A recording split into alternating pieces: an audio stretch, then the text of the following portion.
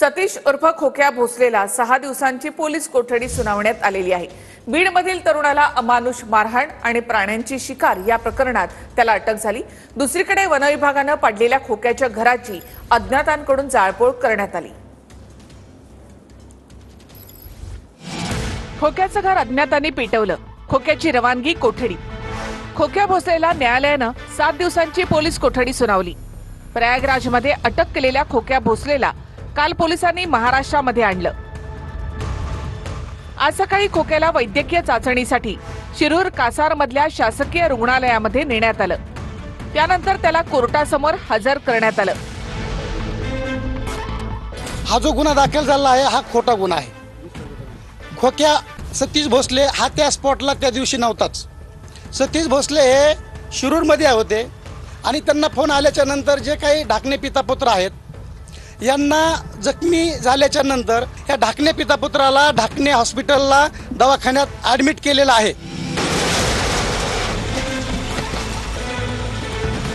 खोक्याच्या घरावर काल वन विभागानं बुलडोझर फिरवला। वन विभागाच्या हद्दीमध्ये खोक्यानं हे घर बांधलं होतं। वन विभागानं पाडलेलं खोक्याचं घर अज्ञातांनी पेटवूनही दिलं। सायरा मला माहित नाही कोण तोंड बांधलेलं होतं सर। 20-25 जण होते सर। किती लोक आले? 20-25 जण होते सर।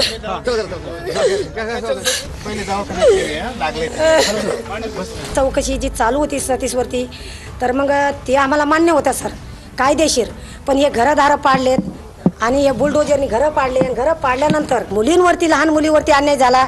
शेळा, गाई, करडं, भटका, सन्नत मुर्ग्या अशा जी प्राणी पाळलेले होते त्या प्राणीवर जो अन्याय झालेला आहे सर, तर ह्यो आम्ही तर नाही पण सरकारने याला कधीच माफ करू नये। खूप चांगले होते ते, कधी वाईट काम केले नाही। आम्ही एकदम सांगतो की कधीच वाईट काम केले नाही, आमच्या नजरेत कधीच वाईट दिसले नाही ते। का आम्हाला एवढाच भीव आहे की आमच्यावर पण हे कधी ना कधी होऊ शकतं काहीतरी। ते गुंडे जे आले होते गावगुंडे, फक्त त्यांना अटक करावा आणि आमची नम्र विनंती एवढीच आहे की आम्हाला न्याय मिळवून द्या।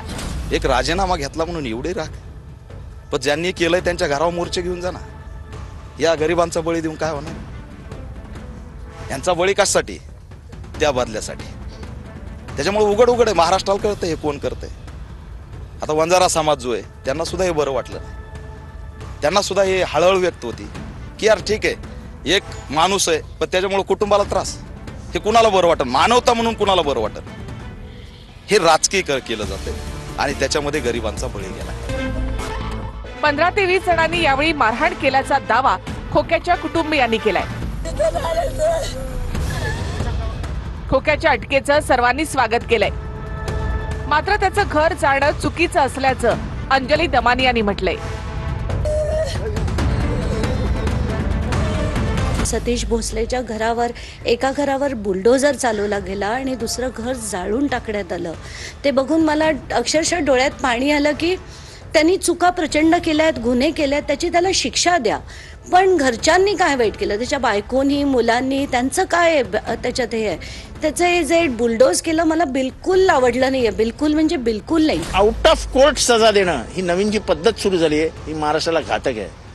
एखाद्याने खून केला म्हणून जाऊन त्याच्या घरच्यांचे खून करायचे असा जर कायदा आपण प्रस्थापित करणार असो तर हा जंगलराज होईल।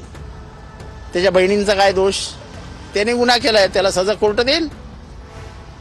पण म्हणजे आम्ही कायद्याच्या बाहेर जाऊन सजा सुनवू, ही जी रॉबिनहूड परंपरा सुरू करण्याचा जो प्रयत्न सुरू झालाय हा अत्यंत धोकादायक आहे। उद्या आज हे तुमच्या त्याच्यावर आलंय, उद्या हे तुमच्या